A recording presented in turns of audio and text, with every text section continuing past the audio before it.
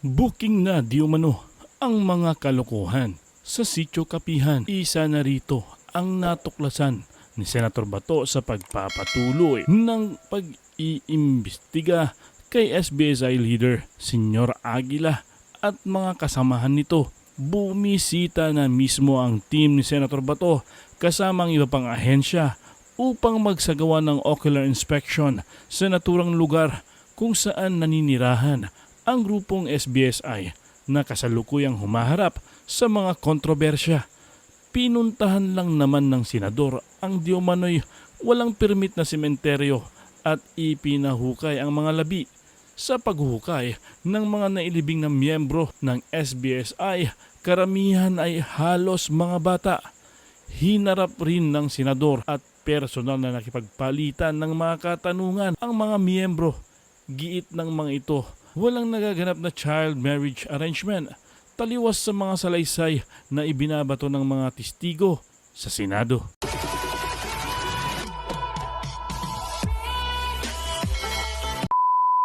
Sa asawa sang manghod hapon. Ito ko tanag man tinuod na ilis na yan sa bata nga kay nana kay bagong tatay din. Oh, nana kay bagong tatay. Kisa na yan. Goldwyn. So, kaharap mo kayo si Goldwyn. No? Dili sila. Siyempre talaga siya. Dili.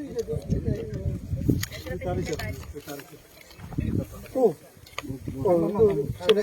Nasabi nito na kaya ito nangamatay ito dahil binabawalan daw sila ni Senyor Aguila na magpa-hospital sa baba.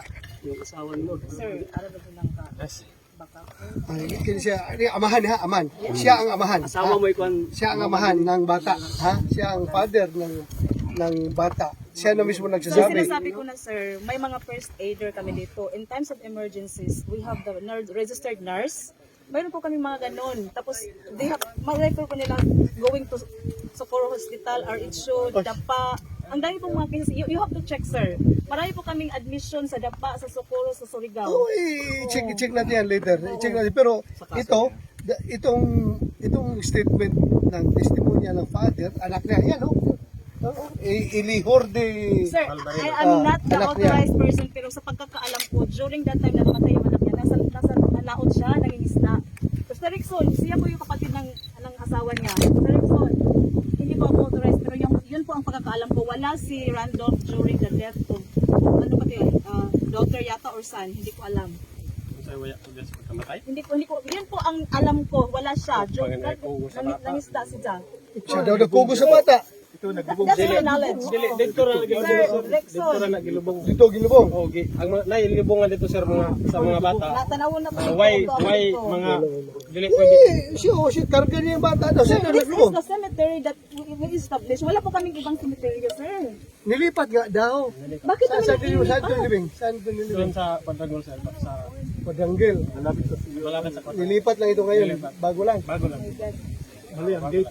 Pero, Mali ang date kasi namatay yung anak ko 2020. tapos, Yung nanganak ng asawa ko December 14, 2020 namatay siya December 16, 2020. Kaya nilibing ko siya December. so hindi ito cemetery. Dito original. Hindi ito. Itong bago lang itong macros. Bago to po. Bago yan. Bago. Kailan lang ito ginawa? Kailan yung ginawa ito? Ha? Kailan ito ginawa? Sir, after po ng wala pa pong permit dito. Wala pa pong permit. Naglilibing na kami. Oo. Tapos, ang ginagamit talaga ni ilibingan, parang may option yung mga tao dito na ilibing. Kung gusto nila dito, ilibing. Pero, di pwede mo din sa sari. Tapos, ngayon lang, kasi ngayon lang to na-execute yung deed donation.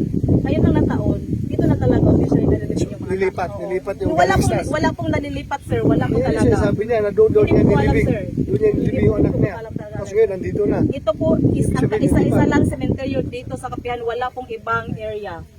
Saan mo nilibing yung anak mo? Sa Pwede po na. Saan yung Padanggil? Yung yung parang chinggila. Ay, Doon sila nag-training. Sir, bakit namatay yung anak mo kamo kanina?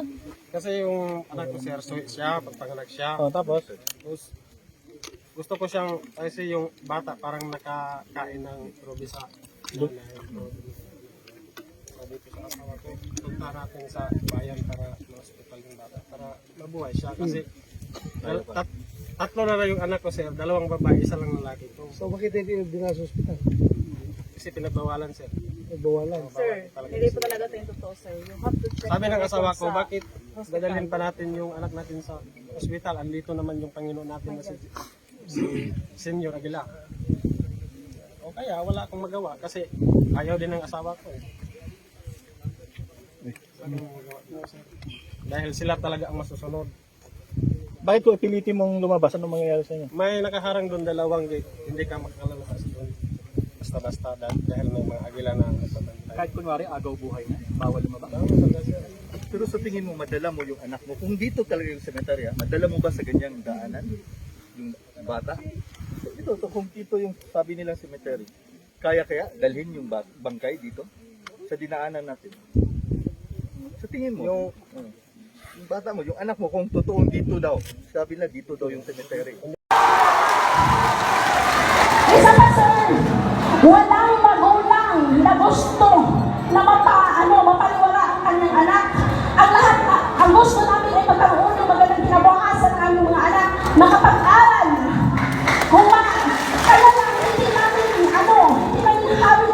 namin hawak ang kanilang desisyon. Kung halimbawa na in-love sila o nagka-crush sa kapalihan nila, hindi namin yun may stop, mapipigilan. Kung gustuhin man nila kahit ginawa na namin lahat. Sige. Yun po. Sige. Ngayon, kung sila ay ikakasal ni Senyor Aguila, hindi rin nyo may stop. Sir, Hindi mo mapigilan. wala pong kasalang nagaganap, sir. Ha? Wala pong kasalang nagaganap. Walang kasalan na naganap.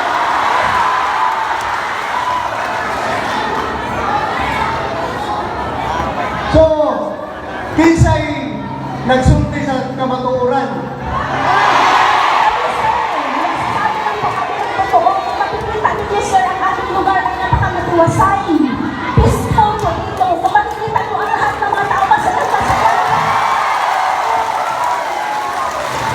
Mahirap na napakasakit sa aming dibdib na makita na lahat ng aligasyong ginagawa nila sa amin, hindi basta-basta. Naninilahan din kami dito. Sir, ang gusto lang namin ay malayo ang aming mga anak sa bisyo, tulad ng ay pinagbabawal na gamot.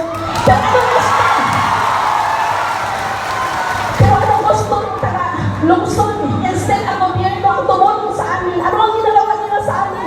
Mas pinakahirap nila kami.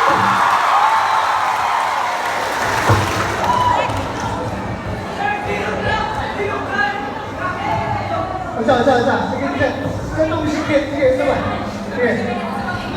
Mikrofon. Isipin niyo naman, kami ito sa Kapihan, the only place, 0 drugs in the whole Philippines. 0 drugs! Walang COVID-19! Walang bisyoso! Walang lahat gusto sa wanaligo, simple life. Pero ano ginagawa nila? Ang mga tao gusto manirahan ng simple, yung pang inaapi. Pumunta kayo dito para hanap ng mga katotohanan.